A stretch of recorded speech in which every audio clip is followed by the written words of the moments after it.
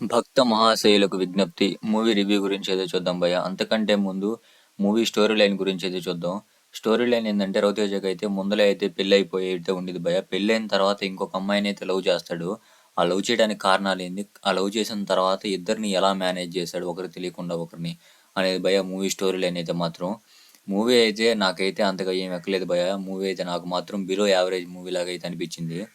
మీరు అనొచ్చు రవితేజ కొత్తగా ట్రై చేశాడు కదా, బాగుండేది కదా అని అనొచ్చు. కానీ అంతగా ఏం వర్కౌట్ అవ్వలేదు. దానికి కూడా ఒక రీజన్ అయితే ఉంది. ఆ రీజన్ ఏంటంటే ఇంతకు ముందు ప్రీవియస్గా నాగార్జున, వెంకటేష్ కొన్ని మూవీస్ అయితే తీశాడు. ఏం మూవీస్ అంటే ఆవిడ మా ఆవిడే, ఇంట్లో ఇల్లాలు, వంటింట్లో ప్రియురాలు, ఇలాంటి కొన్ని మూవీస్ అయితే తీశారు భయ. ఈ రెండు మూవీస్ని కొంచెం మిక్సీలో వేసి బయటికి తీసిన ఒక మంచి ఫ్రూట్ జ్యూస్ లాగా అయితే ఈ మూవీ అయితే నాకైతే అనిపించింది.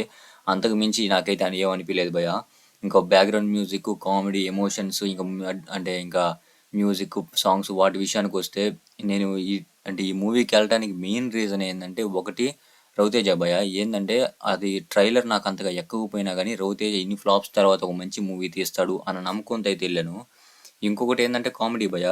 ట్రైలర్లో ఏంటంటే కామెడీ కూడా కొంచెం ఎక్కువ ఉండిద్ది అని అయితే చూపించారు. కాబట్టి కామెడీ కూడా మెయిన్ రీజను. కామెడీ ఉండిద్ది, మంచిగా నవ్వుకోవచ్చు అని అయితే వెళ్ళాను. కానీ కామెడీ అంతగా ఏం వర్కౌట్ అవ్వలేదు భయ. వెళ్ళిన డబ్బులకు కూడా నాకైతే న్యాయం జరగలేదు.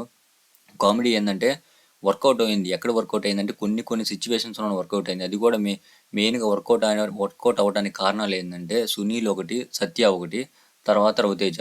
కాబట్టి వాళ్ళ ముగ్గురు సిచ్యువేషన్లోనే కొంచెం అయితే కామెడీ అయితే వర్కౌట్ అయింది భయ. ఇంకా బ్యాక్గ్రౌండ్ మ్యూజిక్ వాడి విషయానికి వస్తే బ్యాక్గ్రౌండ్ మ్యూజిక్ కూడా అంతగా ఏం వర్కౌట్ అవ్వలేదు. సాంగ్స్ అంటారా, సాంగ్స్ ఎక్కడ పెట్టాలో కూడా అర్థం కాలేదు. కనీసం మినిమం మైండ్ కూడా లేనట్టుంది ఆ డైరెక్టర్కి అయితే. ఎక్కడ సాంగ్స్ పెట్టాలి అన్నది కూడా అర్థం కాకుండా అయితే ఉన్నాడు.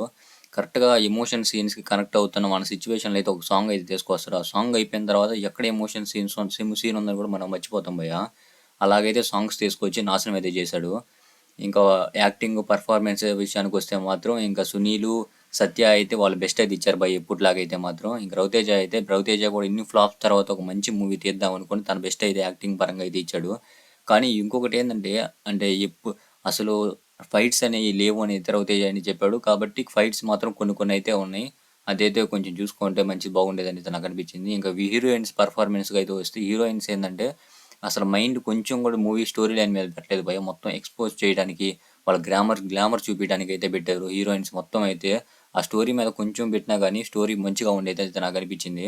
ఇంకా రవితేజ ఏంటంటే కొత్త వాళ్ళకి అవకాశం ఇద్దాం అని దాని మీద కొంచెం తీసేసి తన ఫ్యాన్స్ కోసం కొంచెం ఆలోచించి ఒక గంట 2 గంటలు కూర్చొని ఆలోచించి ఒక మంచి మూవీ తీద్దాం, నా ఫ్యాన్స్కి ఏదైనా మంచిగా ఇద్దాం, అంత డబ్బులు పెట్టి సినిమాకి వస్తున్నారు వాళ్ళకి న్యాయం చేద్దాం అని మంచిగా కూర్చొని ఒక మంచి సినిమా తీద్దామని ఒక పెద్ద డైరెక్టర్తో, అంటే ఇప్పుడు డైరెక్టర్లు కాకుండా వాళ్ళకి ఛాన్స్ ఇచ్చే ప్రాసెస్లో రవితేజ అని మంచి షెడ్కి వెళ్ళిపోయేటట్టు అయితే ఉన్నాడు భయ్య. ఇంకెదురు చూసిన అవకాశాలు అయితే రావు. కాబట్టి ఇప్పటి నుంచైనా ఒక మంచి డైరెక్టర్తో, ఒక స్టార్డమ్ ఉన్న డైరెక్టర్తో ఒక మంచి మూవీ తీసి ఒక మంచి ఫ్యాన్స్కి వాళ్ళ డబ్బులకి న్యాయం చేయాలి అని అయితే నాకైతే అనిపిస్తుంది భయ్య. ఈ మూవీ మీద మీ ఒపీనియన్ కింద కామెంట్ చేయండి. అలాగే లైక్ చేయండి, సబ్స్క్రైబ్ చేయండి, బెల్ ఐకాన్ ఆన్లో పెట్టుకోండి.